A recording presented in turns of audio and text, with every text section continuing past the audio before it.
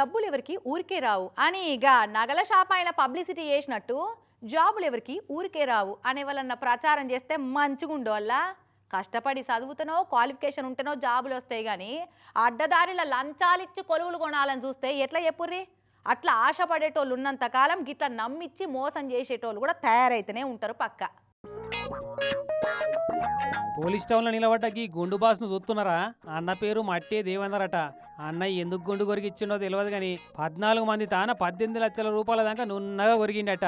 ఇక Suryapet police town ముంగట పడిగాపులు కాస్తున్నారు చూడు, వీళ్ళే ఈ గుండప్ప బాధితులు. నాకు మంత్రి ఉత్తమ్ కుమార్ సార్ తెలుసు, పొంగులేటి సార్తో మస్తు పరిచయం ఉంది.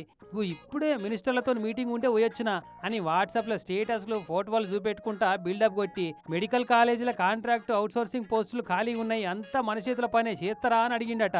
ఇక ఎవరు కాదంటారు, ఇక ఫస్ట్ గియక్కే నమ్మి మోసపోయిందట. నాకు ఉత్తమ్ కుమార్ తెలుసు, నాకు వాళ్ళ స్టేటస్లు పెట్టుకోవడం, పొంగులేటి శ్రీనివాసరెడ్డి దగ్గర ఫోన్ చేస్తే నేను మంత్రి గారు మీటింగ్లో ఉన్నా, వాళ్ళ పిఆర్ మీటింగ్లో ఉన్నా, మీరు ఇప్పుడు ఫోన్ కట్ చేయండి, నేను ఇప్పుడు ఫోన్లో మాట్లాడట్లేదు, మీ మంత్రి గారు మీటింగ్లో ఉన్నా అని చెప్పి స్టేటస్లు పెట్టుకోవడము, ఇట్లా చెప్పుకుంటూ మోసం చేసుకుంటూ వస్తుంది సార్. నేను నమ్మినాం సార్. ఏదో టీవీ ఛానల్లో రిపోర్టర్ లెక్క పనిచేస్తున్నా నమ్మించి 14 మంది తాన పైసలు గుంజి ఏమాయ దేవేందర్ అని అడిగితే ఇక అయిపోయింది అగచ్చింది అని తప్పించుక తిరుగుతున్నట.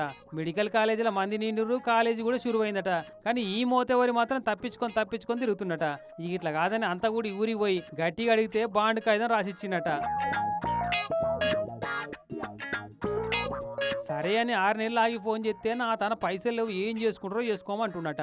ఇక ఇట్లా కాదని పోలీస్ స్టేషన్కి వస్తే సారు ఏకంగా హైకోర్టులో యాంటిసిపేటరీ బెయిల్ కోసం పిటిషన్ పెట్టుకున్నట. తెలివి చూడు. కానీ హైకోర్టు వాళ్ళు బెయిల్ పిటిషన్ పక్కకు పెట్టి చక్కగా పోయి పోలీస్ స్టేషన్కి పోయి సరెండర్గా అమ్మంటే వచ్చి ఏం తెలియని ఎడ్డిపూస లెక్క నసుగుతుండు. మరి నువ్వే మింగిన ఆ పైసలు ఇంకెవరన్నా పొత్తున్నారా ఆ పైసలకు అని అడిగితే కేసు నమోదు చేసుకుని ఎంక్వైరీ చేస్తున్నామని సూర్యాపేట సిటీ సిఐ సార్ చెప్తున్నాడు. 2023 నుంచి జాబుల గురించి కానీ ఆ డబ్బుల గురించి కానీ ఎటువంటి స్పందన లేదని మాకు ఫిర్యాదు చేయడంతో అటు పిటిషన్ పై కేసు నమోదు చేశాము. ఇన్వెస్టిగేషన్ లో అన్ని వివరాలు కూడా సేకరిస్తున్నాము. కానీ ఏమో పైర్రా మాయగాలు చూసిరు కదా, నాకు మంత్రులు తెలుసు, సెక్రటరీలు తెలుసు అని మందిని ముంచే మాయగాలు మస్తుగా మోపైతున్నారు ఈ నడమ.